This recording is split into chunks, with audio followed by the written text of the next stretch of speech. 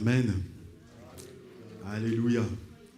Merci au Seigneur pour ces moments que nous avons passés. Merci à Pierre-André et les musiciens pour ce temps où nous avons été conduits dans la présence du Seigneur. Nous avons élevé le nom de notre Seigneur. Il n'y a rien de plus beau, il n'y a rien de plus merveilleux pour nous, êtres humains, que de pouvoir être dans la présence de notre Dieu. Et nous allons tout simplement continuer à être dans sa présence en ouvrant sa parole, en ouvrant la Bible et en nous entretenant quelques instants concernant un passage des Écritures. Nous allons faire une lecture dans le livre d'Éphésiens au chapitre 1er et nous lirons à partir du verset 1er. À partir de ce dimanche, nous allons commencer une nouvelle série, on pourrait le dire comme ça. En tout cas, je vais prendre le temps de décortiquer avec vous, décortiquer peut-être pas jusqu'en profondeur, mais en tout cas de s'arrêter et de comprendre l'épître aux Éphésiens. Nous allons la lire en entier et comprendre ce que, au travers de cette épître, le Seigneur peut nous transmettre, le Seigneur veut nous dire.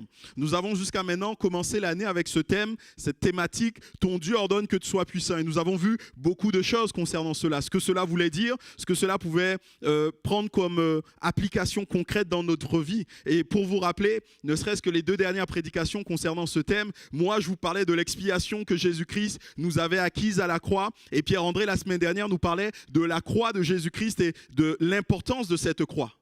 S'il n'y avait pas la croix de Jésus, nous ne serions pas ce que nous sommes aujourd'hui, nous ne pourrions pas être là. Quelque part, on pourrait dire tout simplement que être puissant, ton Dieu t'ordonne d'être puissant, vous se réduirait à une chose, à Christ. Pour nous qui sommes chrétiens, pour nous qui sommes croyants, pour nous qui sommes enfants de Dieu, être puissant se réduirait à Jésus-Christ. Paul ne dira-t-il pas « Je puis tout par celui qui me fortifie » ? Oui, par Dieu, en Jésus-Christ, nous avons la capacité de faire cela. Et vous allez voir dans ce chapitre, dans ce passage que nous allons lire concernant Éphésiens, il y a une expression qui revient souvent, tout le temps, beaucoup, et même dans les épîtres de Paul en général. Et cette expression, c'est « en Jésus ». 2 petits mots, « en Jésus » ou « en Christ » ou peut-être « en lui » à certaines occasions. Et ces 2 petits mots ont toute l'importance, c'est quelque part là le fondement, le socle même de ce que nous sommes, de notre foi, de ce que nous sommes devenus en Jésus-Christ. Nous possédons tout en Jésus-Christ. Et ce que Paul veut ici, c'est nous expliquer que nous avons tout et les bénédictions que nous avons en Jésus-Christ. Il commence et il veut tout simplement par là dire que Dieu est celui qui nous a bénis de toute bénédiction spirituelle. Nous allons le lire. Nous le savons, les bénédictions de Dieu se renouvellent chaque matin. Elles sont nombreuses, les bénédictions de notre Dieu. Jérémie, qui était un prophète qui a connu et qui s'est approché de Dieu à des moments bien particuliers, il a même écrit ce livre des Lamentations de Jérémie, donc il nous dit et qui nous transmet un peu l'état d'esprit de Jérémie. Et pourtant, Jérémie est capable de dire « Les bontés de Dieu se renouvellent chaque matin. Elles ne sont pas à leur terme. Oui, les bontés de Dieu sont nombreuses. » Et ce matin, si je devais vous poser une question, ce serait celle-ci. Qui veut être béni ? Ce n'est pas une question piège, hein, je vous rassure. Il n'y a pas de question piège. Qui veut être béni ? Ah voilà, on veut tous être bénis. C'est une bonne chose. Mais est-ce que nous réalisons que nous avons déjà été bénis en Jésus-Christ ? Est-ce que nous réalisons la portée de la bénédiction que nous avons en Jésus-Christ ? Est-ce que nous comprenons toutes les implications de ce que cela a pour nous ? Bien sûr, on peut comprendre certaines choses, mais le Seigneur a voulu par sa bonté nous révéler toutes ces choses par sa parole. Et c'est ce que nous allons prendre le temps de considérer ici, c'est de lire dans Éphésiens au chapitre 1, et nous allons lire à partir du verset 1er. Vous avez normalement trouvé Éphésiens 1, chapitre 1er, voilà ce qui nous est dit. « Paul, apôtre de Jésus-Christ par la volonté de Dieu, aux saints qui sont à Éphèse et aux fidèles en Jésus-Christ. Que la grâce et la paix vous soient données de la part de Dieu notre Père et du Seigneur Jésus-Christ. Béni soit Dieu, le Père de notre Seigneur Jésus-Christ, qui nous a bénis de toutes sortes de bénédictions spirituelles dans les lieux célestes en Christ. En lui, Dieu nous a élus avant la fondation du monde, pour que nous soyons saints et irrépréhensibles devant lui, nous ayant prédestinés dans son amour à être ses enfants d'adoption par Jésus-Christ selon le bon plaisir de sa volonté, à la louange de la gloire de sa grâce qu'il nous a accordée en son bien-aimé. En lui, nous avons la rédemption par son sang, la rémission des péchés, selon la richesse de sa grâce, que Dieu a répandue abondamment sur nous par toute espèce de sagesse et d'intelligence, nous faisant connaître le mystère de sa volonté, selon le bienveillant dessein qu'il avait formé en lui-même, pour le mettre à exécution lorsque les temps seraient accomplis, de réunir toutes choses en Christ, celles qui sont dans les cieux et celles qui sont sur la terre. En lui, nous sommes aussi devenus héritiers, ayant été prédestinés selon la résolution de celui qui opère toutes choses d'après le conseil de sa volonté, afin que nous servions à la louange de sa gloire, nous qui d'avance avons espéré en Christ. En lui, vous aussi, après avoir entendu la parole de la vérité, l'évangile de notre salut, en lui vous avez cru et vous avez été scellés du Saint-Esprit qui a été promis, lequel est un gage de notre héritage pour la rédemption de ceux que Dieu s'est acquis à la louange de sa gloire. Amen. Alors je ne sais pas si vous êtes habitués, j'espère que vous êtes habitués à la Bible et que ce passage ne vous est pas inconnu, que ce n'est pas la première fois que vous lisez ou que vous entendez ce passage, mais c'est vrai que lorsqu'on prend ce passage comme ça de prime abord, on se dit « waouh !» Il y a beaucoup d'informations. Et c'est bien le cas. Effectivement, je me suis posé la question si j'allais en faire plusieurs prédications ou si je n'en ferais qu'une. J'ai choisi d'en en faire qu'une parce que le but n'est pas pour moi forcément de rentrer dans le détail de toute chose, mais le but est pour moi de vous donner envie de lire et par vous-même de découvrir encore un peu plus ce que Dieu a à vous dire, ce que Dieu peut vous révéler. Alors ce que nous allons faire, c'est peut-être un peu survoler tout ce passage, comprendre ce que ça veut dire, mais vous aurez tout loisir au cours de la semaine de pouvoir vous y replonger et je suis sûr qu'il y a encore matière en priant devant le Seigneur saura encore vous révéler et parler à votre cœur, vous donner matière de comprendre et de découvrir de nouvelles choses. Nous allons tout simplement commencer ce passage avec la première des caractéristiques de cette bénédiction que nous avons en Jésus-Christ et nous les trouvons dans les versets 4 et 6. Et si je devais la nommer, je dirais, et elle est écrite comme ça, « En lui, Dieu nous a élus ». Ce que j'aimerais te dire, bien-aimé, ce matin, c'est que Dieu t'a choisi. Tu as été choisi. Tu es un choix souverain, décidé, résolu de Dieu. C'est Dieu qui est à l'action, c'est Dieu qui a choisi d'agir, c'est Dieu qui a choisi de passer, de se mettre en action et de se dire « je vais choisir ». Vous vous souvenez quand on était enfant, j'ai déjà pris cette illustration, mais quand on était enfant dans la cour de récréation, on faisait des équipes et on jouait au foot ou que sais-je encore à d'autres jeux. Et alors que nous étions là en train de faire les équipes, il y avait ceux qui étaient choisis en premier. C'était ceux qui étaient les meilleurs, vous vous en souvenez? Je ne sais pas si vous faisiez partie de ceux-là. Ou alors ceux qui étaient les moins bons et qu'on choisissait à la fin parce que ils étaient là, il fallait bien faire avec. Et quelque part ici, il nous est dit, au verset 4, « En lui, Dieu nous a élus avant la fondation du monde. » En fait, ce que la Bible, ce que le Saint-Esprit veut nous faire comprendre ici, c'est qu'alors qu'il n'y avait rien du tout dans le monde, alors que la planète, alors que l'univers n'existait pas encore, alors que Dieu était le seul être qui existait et qui a toujours existé, qui continuera à exister, Dieu a dit, je choisirai, je te choisirai. Dieu nous a élus avant la fondation du monde. C'est merveilleux pour nous de réaliser qu'avant même que nous existions, avant même que nous ne soyons là, Dieu avait déjà pensé à nous et Dieu nous avait déjà choisis. Mais comprenez bien que là, ce n'est pas comme dans la cour de récréation, ce n'est pas parce que nous sommes les meilleurs qu'il nous a choisis avant. Nous ne méritions rien. Nous n'avons rien à apporter à Dieu. Il n'y a rien en nous qui soit bon. Mais tout simplement parce qu'avant même la fondation du monde, il était prévu un sauveur pour l'humanité. C'est Pierre qui nous le dit en 1 Pierre chapitre 1, verset 20. Il nous dit en parlant de Jésus-Christ qu'il a été prédestiné avant la fondation du monde et il fut manifesté à la fin des temps à cause de vous. Il était déjà prédestiné à être le sauveur. Parce que lui était prédestiné à être le sauveur. Dieu nous a élus. Il ne nous a pas choisis nous parce que nous étions bons, mais il nous a choisis nous parce que Jésus a choisi de venir pour nous. Nous avons été élus avant la fondation du monde. Pour ceux qui ont écouté le podcast qui était disponible cette semaine, Carmen nous partageait ce chant si merveilleux, Abba Père.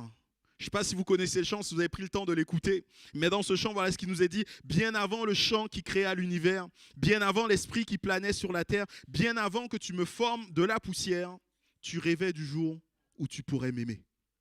Bien avant toutes ces choses, bien avant même que j'existe, bien avant que je vienne et que ma vie, quelque part, ne vienne blesser ton cœur, c'est une des strophes qu'il dit, tu rêvais déjà du jour où tu pourrais m'aimer. Tu pensais déjà à moi et tu voulais de moi. Dieu ne réagit pas en retard, concernant le péché, mais Dieu avait déjà prévu le moyen de sauver l'humanité. Dieu avait déjà pensé au moyen de nous attirer à lui, au moyen de nous garder à lui, au moyen que nous soyons pour lui. Notre salut ne peut et ne se trouve qu'en l'action de Jésus-Christ.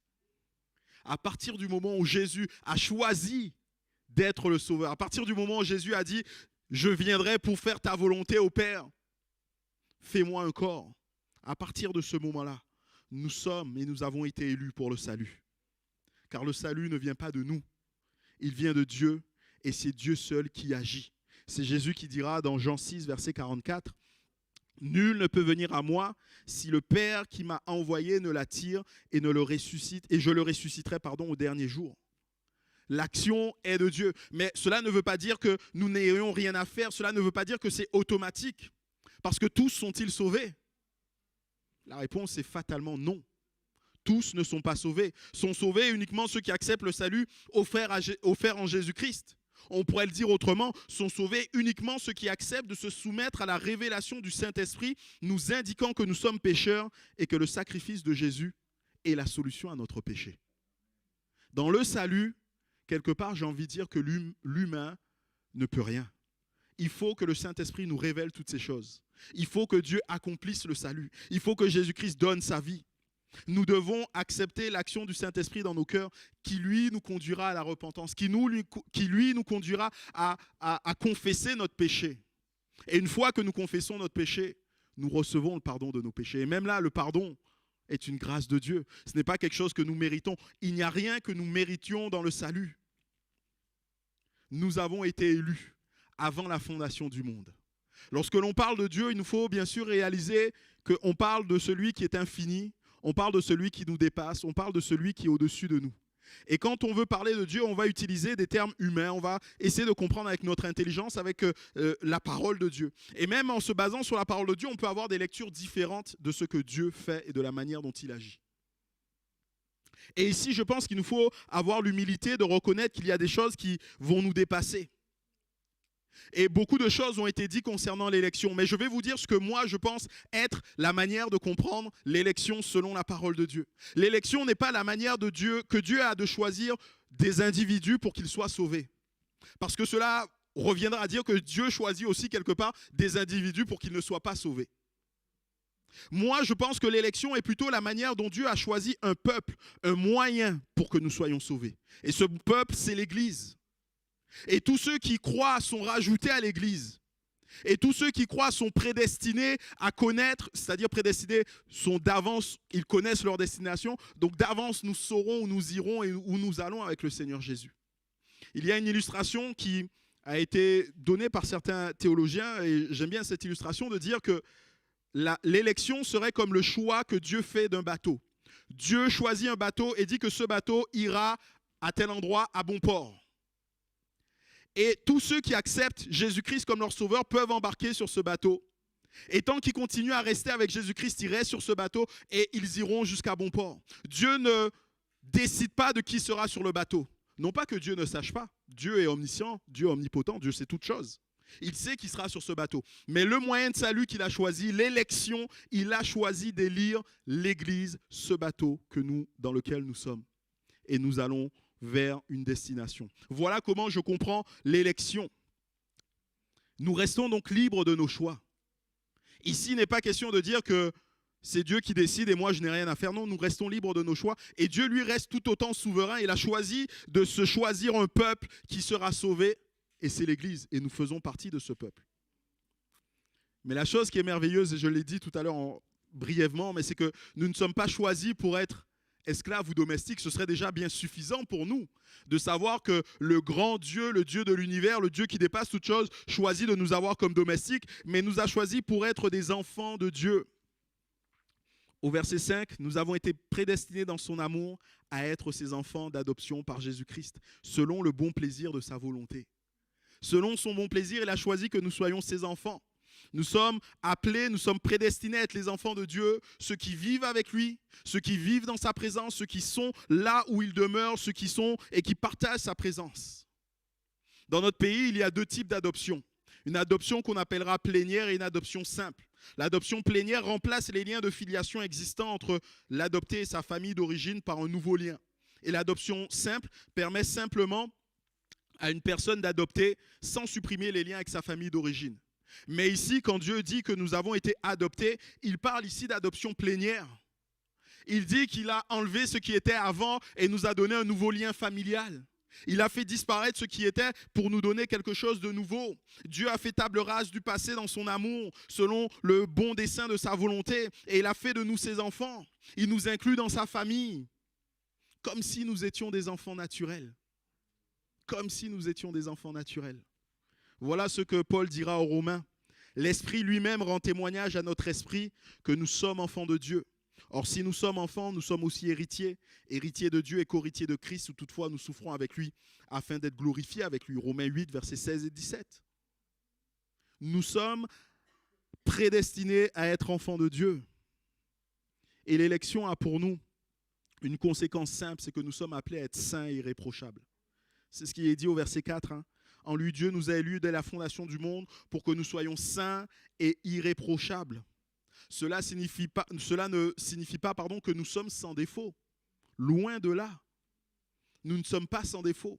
Mais nous sommes saints en Dieu. En fait, quand on parle de sainteté, pour les chrétiens, il nous faut comprendre qu'il y a deux types de sainteté ou deux sanctifications. On parle de la sanctification positionnelle, c'est-à-dire la position que nous occupons en Christ. Parce que nous sommes en Christ, nous sommes saints. C'est ainsi, nous avons lu dans ce premier verset, Paul, apôtre de Jésus-Christ, par la volonté de Dieu, aux saints qui sont à Éphèse. Vous lirez même chose concernant le livre des Corinthiens. Paul, il appelle les chrétiens de Corinthe les saints. Alors bien sûr, on pourrait se dire, oui, c'est normal. Mais quand on continue à lire le livre de Corinthiens, on pourrait se poser la question de dire, mais comment est-ce qu'il peut les appeler saints?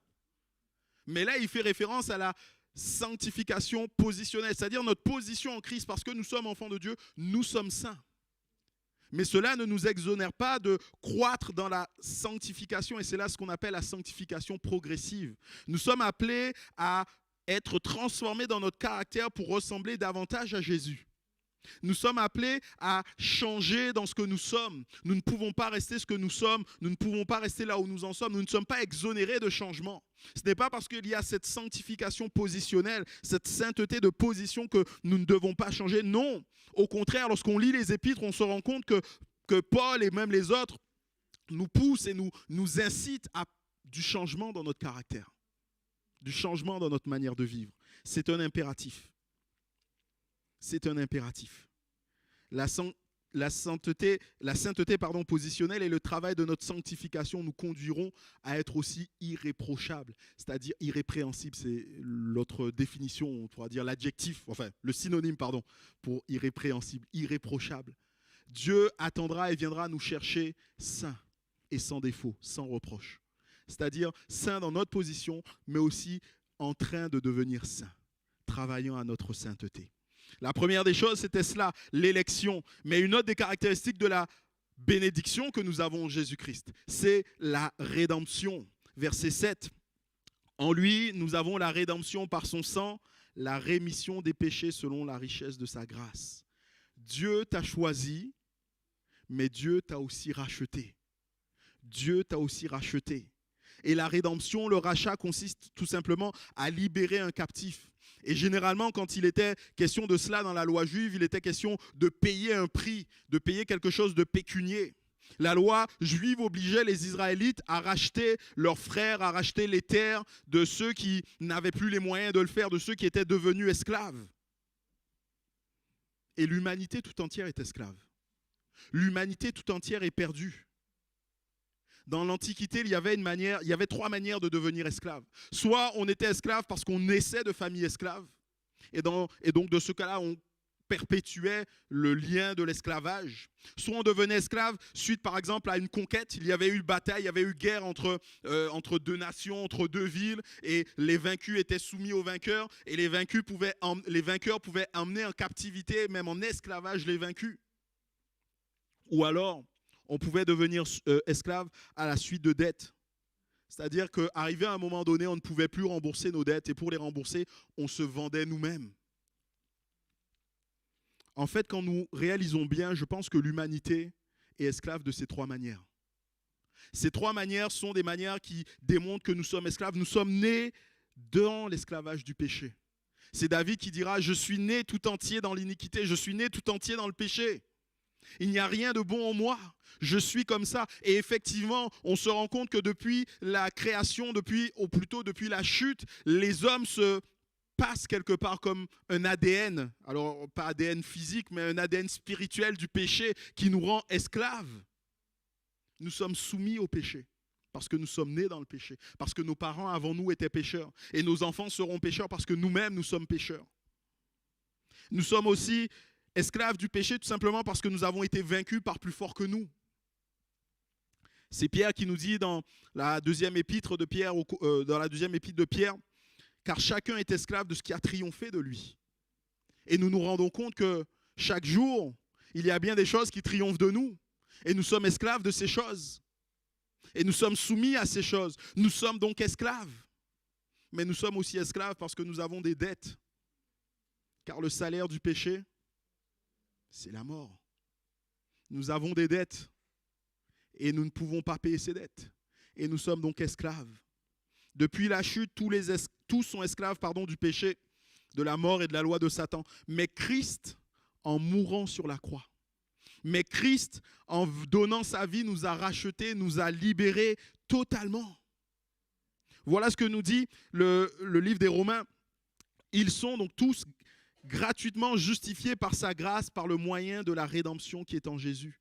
Jésus est notre rachat. Jésus est notre rédemption. Jésus a payé le prix pour nous racheter. Jésus a acheté notre prix. Il a acheté notre liberté au prix de son sang. Il est venu car le Fils de l'homme est venu non pour être servi, mais pour servir et donner sa vie pour la rançon de beaucoup. Voilà ce qu'il disait encore lorsqu'il était sur cette terre. Il est venu donner son sang pour que nous soyons libérés du péché. Il est venu nous racheter alors que nous étions esclaves du péché. Il est venu nous racheter et nous pardonner de nos péchés. Il efface nos péchés, il ne se souvient pas de nos péchés. Il ne se souvient pas de ce que nous avons accompli. Il nous rachète. Il fait de nous quelque chose de nouveau. Dieu exprime en nous sa grâce, sa générosité. La rédemption, le pardon, la grâce de Dieu pour nous sont infinies, sont éternelles et sont immuables et vont même au-delà même de notre compréhension. Lorsqu'on essaie un instant de s'arrêter et de comprendre intellectuellement qu'un Dieu si grand accepte de venir, Dieu était en Jésus réconciliant le monde avec lui-même. Comment se fait-il que Dieu accepte de mourir pour moi? Comment se fait-il que Dieu qui est l'offensé accepte de payer l'offense pour moi? Cela nous dépasse. Nous ne pouvons pas le comprendre. Nous ne pouvons pas le comprendre. Mais Dieu nous a fait connaître le mystère de sa volonté. Et c'est là ce qui nous est dit au verset 10. On pourrait le lire. Au verset 9, pardon. Nous faisant connaître le mystère de sa volonté selon le bienveillant dessein qu'il avait formé en lui. Dieu veut nous faire connaître le mystère de sa volonté. Si ce n'est pas Dieu qui nous éclaire, si ce n'est pas Dieu qui nous donne de comprendre, nous ne pourrons jamais comprendre cela.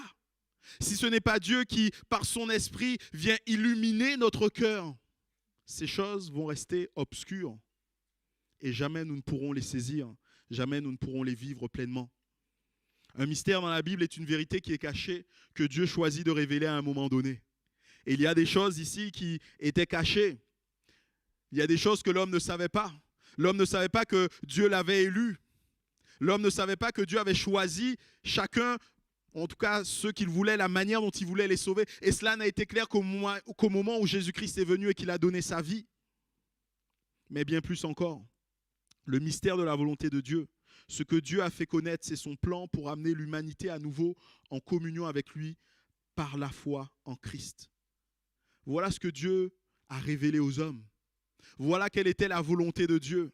Depuis toujours, c'était d'être en communion avec l'homme. Et il a donné le moyen de le comprendre en travers de Jésus-Christ. C'est Jésus seul qui nous donne le moyen de nous approcher de Dieu. C'est Jésus seul qui est pour nous le moyen de vivre cette volonté de Dieu. Si nous ne sommes pas en Jésus, nous ne pouvons pas vivre cette réconciliation. Si nous ne sommes pas en Jésus, nous ne pouvons pas vivre cette communion avec Dieu comme lui l'a voulu. Cela ne peut pas se saisir par l'intelligence, je le redis. C'est bien supérieur à nos faibles capacités. Cela ne se comprend que par l'Esprit Saint qui se révèle à nous, qui illumine nos cœurs. Dieu nous a choisis, Dieu nous a rachetés, mais Dieu a aussi fait de nous ses héritiers. Au verset 11, en lui, nous sommes devenus héritiers, ayant été prédestinés suivant la résolution de celui qui opère toutes choses d'après le conseil de sa volonté. Dieu a fait de toi son héritier. Ah oui, je pensais que ça vous aurait plus réjoui. Dieu a fait de toi son héritier. Parce que nous sommes l'objet de l'adoption du Seigneur et que je le disais tout à l'heure, c'est une adoption plénière. Il est normal que nous soyons aussi ses héritiers. Dans ce passage que nous avions lu tout à l'heure, Romains 8, 17, « Or, si nous sommes enfants, nous sommes aussi héritiers, héritiers de Dieu et co-héritiers de Christ, si toutefois nous souffrons avec lui afin d'être glorifiés. » Nous sommes héritiers de Dieu. Vous savez que dans le droit français, on n'a pas le droit de déshériter des enfants illégitimes. Alors, vous avez sûrement dû entendre, il n'y a pas si longtemps que ça, question d'un célèbre chanteur qui est décédé et qui avait déshérité certains de ses enfants. Et il y a eu tout un procès autour de ça, parce que dans le droit français, on n'a pas le droit de déshériter ses enfants légitimes. Eh bien, sachez que dans le royaume de Dieu, c'est la même chose. Si nous sommes des enfants légitimes de Dieu, nous avons part légitimement aussi à l'héritage de Dieu. Les héritages sont des choses qui font des fois rêver, qui aiguisent les appétits. Surtout quand il n'y a que des actifs dans ces héritages. Quand il y a des passifs, là, il y a moins de monde pour qui se bouscule. Mais quand il y a des actifs dans l'héritage, là, tout le monde a envie d'y aller, tout le monde a envie de se presser. Mais aucun héritage ne pourra se comparer à l'héritage du croyant. Peut-être n'avez-vous pas reçu d'héritage sur cette terre, mais sachez que vous avez un héritage en Dieu. Voilà ce que nous dit Pierre, et on pourrait peut-être le prendre dans la première épître de Pierre, ce passage. Première épître de Pierre.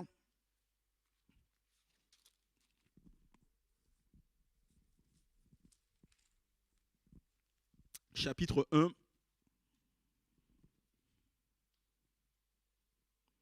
Et nous allons lire à partir du verset 3. 1 Pierre 1, 3. Béni soit Dieu, le Père de notre Seigneur Jésus-Christ, qui, selon sa grande miséricorde, nous a régénérés pour une espérance vivante par la résurrection de Jésus-Christ d'entre les morts, pour un héritage qui ne se peut ni corrompre, ni souiller, ni flétrir, lequel nous est réservé dans les cieux. Amen. Un héritage qui ne peut se corrompre. C'est-à-dire un héritage qui va durer éternellement. C'est-à-dire un héritage qui ne va pas disparaître, qui ne va pas se délabrer.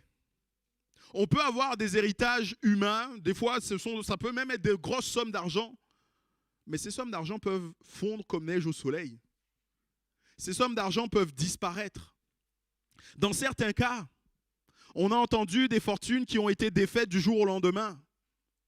Je vous renvoie à cette grande crise que l'humanité a connue en 1929, où la valeur de l'argent a été dévaluée. On pouvait avoir des millions et des millions, mais ça ne valait plus rien.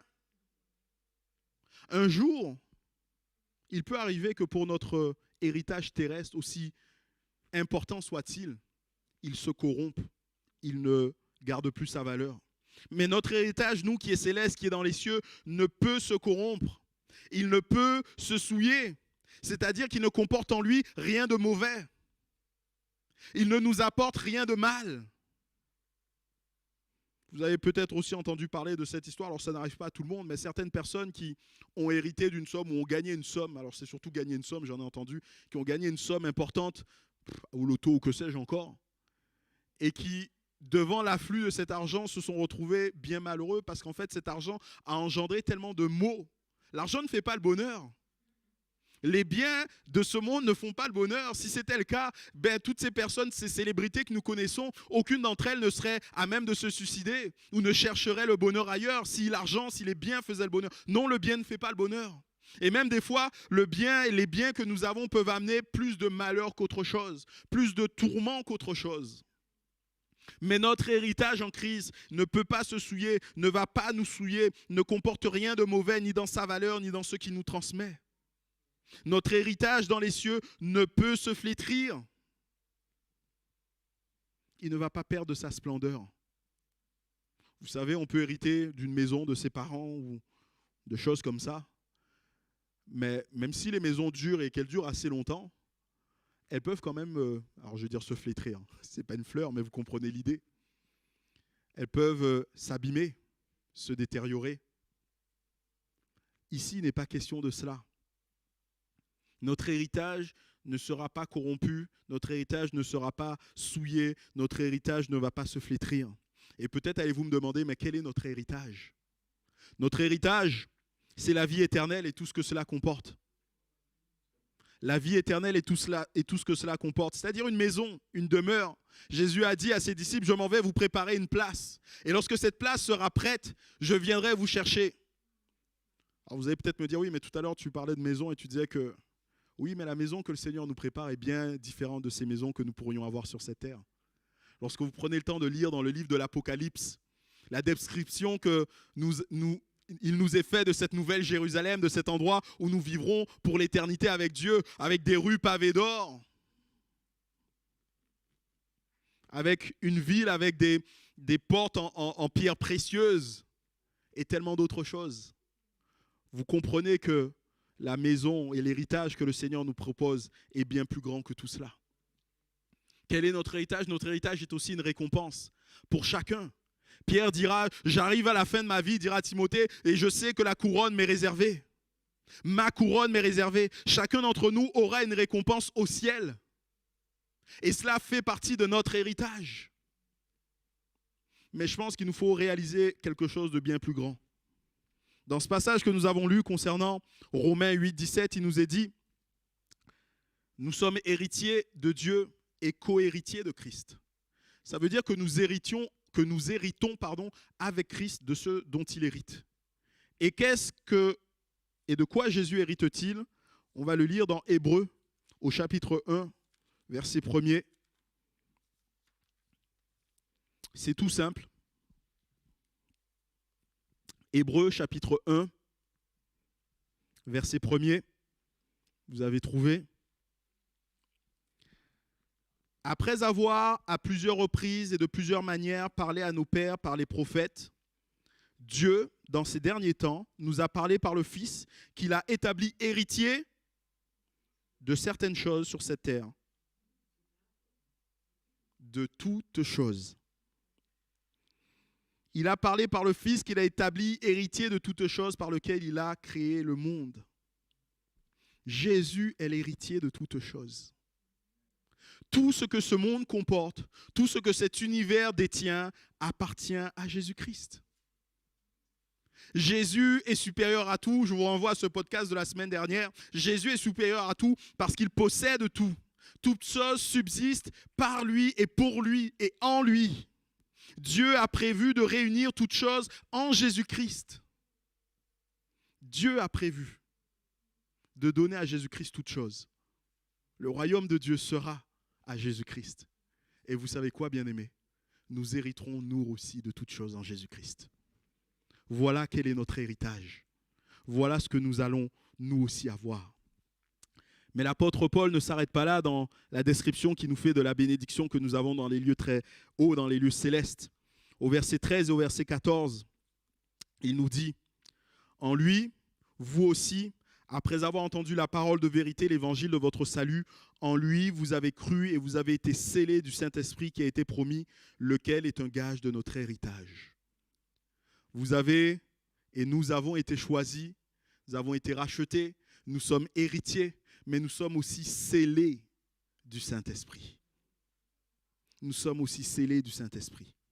À l'époque biblique, on utilisait les sceaux. Et les sceaux étaient typiquement une image qui était apposée dans de la cire, dans de l'argile, pour attester de l'authenticité, ou plutôt attester pour authentifier la propriété de quelque chose. Quelqu'un qui envoyait des marchandises quelque part du port de départ mettait son sceau au départ, et une fois qu'il arrivait à destination, il pouvait le récupérer en montrant le sceau en disant « Ceci m'appartient ». De même, un sceau servait aussi à faire valoir une autorité. Lorsqu'on voyait un sceau sur un document, on savait que c'était un document qui appartenait à quelqu'un et qui pouvait permettre de faire certaines choses. Vous imaginez que quelqu'un qui vienne devant vous avec le sceau de l'empereur, vous savez qu'il a l'autorité de l'empereur avec lui. Et vous vous soumettez à ce qu'il dit. De même, les sceaux pouvaient aussi servir à protéger certains documents ou certaines choses. Si on n'avait pas le sceau, si je n'étais pas détenteur du sceau, je n'avais pas le droit d'ouvrir ce qui était quelque chose qui avait été scellé avec un sceau. Et quelque part, je pense que quand Paul est en train de dire que nous sommes scellés dans le Saint-Esprit, il veut parler de tout cela. Il nous parle de tout cela. Nous sommes marqués et nous sommes à l'effigie de Dieu. Son effigie a été posée sur nous, j'ai envie de dire. Nous sommes appelés à lui ressembler. Nous sommes appelés à être changés de la même image de gloire en gloire.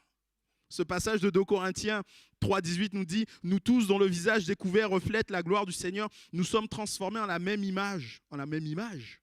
Quelle image? L'image de notre Seigneur. Il y a sur nous ce sceau. Nous sommes et nous représentons le Seigneur. Nous sommes à l'effigie de Dieu. Mais nous sommes aussi sa propriété. Nous lui appartenons. Il est notre maître. Ne savez-vous pas que votre corps est le temple du Saint-Esprit qui est en vous et que vous avez reçu de Dieu et que vous ne vous appartenez pas à vous-même? C'est Paul qui parle aux Corinthiens. Nous ne nous appartenons plus à nous-mêmes. Nous appartenons à Dieu. Nous servons aussi avec l'autorité de Dieu. Nous obéissons et nous nous soumettons à toute chose à ce que nous dit notre Maître. Voilà, c'est toujours Paul qui parle aux Colossiens, qui dit « Vous avez tout pleinement en lui, qui est le chef de toute domination et de toute autorité. » Colossiens 2,10. Nous servons sous son autorité. Nous ne servons pas selon ce que nous voulons. Nous ne servons pas selon nos capacités. Lorsque nous prions, nous ne prions pas au nom de Christophe, le pasteur de l'église à Dédé de Thonon. J'espère que vous ne priez pas comme ça parce que vous ne serez jamais exaucés. Et ça ne sert à rien. Nous prions au nom de Jésus-Christ. Nous sommes sous son autorité. Et nous vivons sous la protection de Dieu. Quel que soit le chemin par lequel nous passons, quel que soit le chemin par lequel nous sommes conduits, c'est Paul qui dira alors qu'il est à la fin de sa vie, « Et c'est à cause de cela que je souffre ces choses. Mais je n'en ai point honte, car je sais et j'ai cru et je suis persuadé qu'il a la puissance de garder mon dépôt jusqu'à ce jour-là. » De Timothée 1, verset 12. Nous sommes scellés du Saint-Esprit. Mais le Saint-Esprit est aussi le gage de notre héritage. C'est-à-dire qu'il est comme un avant-goût, un paiement qui est donné. Vous savez, le gage, c'était quelque chose qui était donné en acompte. Mais le gage était suffisamment important pour que le vendeur ne se désiste pas au dernier moment. De toute façon, le gage était donné, il était perdu. Même s'il n'allait pas jusqu'au bout, le gage ne pouvait pas être récupéré. Mais le gage était suffisamment important pour que le vendeur ne se désiste pas. Et pour nous, le gage qui a été donné, c'est le Saint-Esprit qui a été déposé dans nos cœurs. C'est un gage du témoignage que Dieu prendra possession de nous pleinement lorsque nous serons morts. Dieu n'avait pas besoin de nous donner un gage. Dieu est fidèle, Dieu est droit, Dieu est intègre. Dieu ne nous donne pas un gage pour lui, pour être sûr que lui nous prendra. Mais Dieu nous donne un gage pour que nous ayons cette certitude. Le Saint-Esprit qui vit en nous aujourd'hui, c'est les prémices de ce que nous vivrons demain dans l'éternité. Le Saint-Esprit qui vit en nous aujourd'hui, c'est l'assurance que lorsque nous mourrons, nous serons avec le Seigneur pour l'éternité. Nous avons été élus, nous avons été rachetés, nous sommes héritiers et nous sommes scellés de Dieu. J'ai commencé en vous demandant, en vous posant cette question, qui veut être béni? Bien sûr, on veut tous être bénis. Mais souvent, lorsque nous parlons de bénédiction, il nous faut reconnaître que nous parlons de bénédiction humaine, matérielle. Nous croyons et nous attachons beaucoup à ce genre de bénédiction. Et peut-être que vous priez, vous avez prié le Seigneur pendant de nombreux temps, pendant longtemps, en réclamant une bénédiction matérielle. Et vous ne voyez pas cette bénédiction apparaître, vous ne voyez pas cette bénédiction se manifester. Vous dites, mais Seigneur, tu refuses de me bénir. Le Seigneur veut te dire aujourd'hui qu'il te bénit de toutes sortes de bénédictions spirituelles dans les lieux célestes en Christ. La bénédiction dont nous avons le plus besoin n'est pas matérielle. La bénédiction que nous avons besoin est spirituelle et nous l'avons déjà acquise, nous l'avons déjà reçue en Christ. Maintenant, nous devons vivre selon cette bénédiction. Nous devons vivre sachant que nous sommes élus. Cela doit nous conduire à être saints.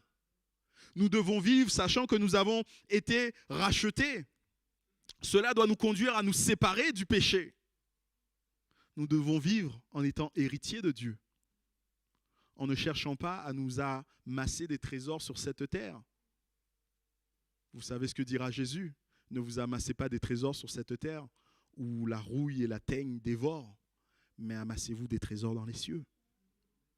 Parce que nous sommes héritiers de Dieu, amassons-nous des trésors dans les cieux. Parce que nous sommes scellés du Saint-Esprit, recherchons les choses d'en haut, où Christ est à la droite de Dieu le Père. Parce que nous sommes scellés du Saint-Esprit. Vivons, mes bien-aimés, comme des personnes qui sont et qui ont reçu la bénédiction de Dieu. Parce que nous l'avons déjà reçu en Christ.